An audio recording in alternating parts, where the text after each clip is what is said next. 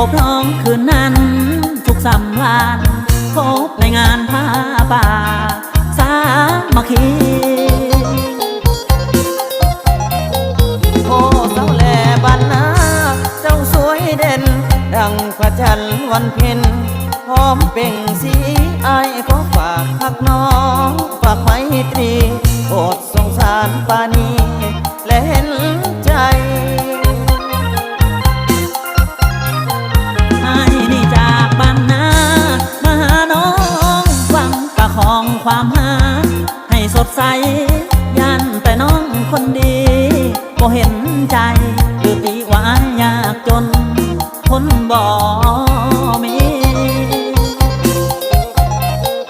อายจะหาเงินทองไปขอแต่ง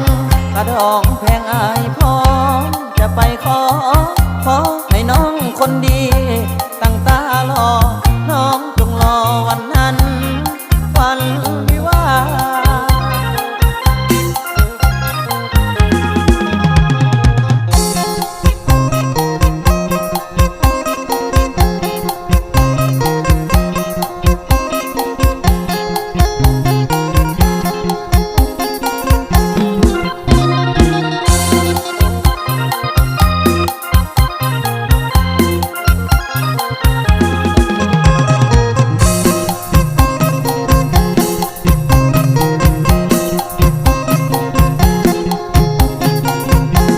มาพบคนงามซื้อสาวแหล่โอ้สาวแหล่บ้านนาตาหวานได้พบน้องคืนนั้น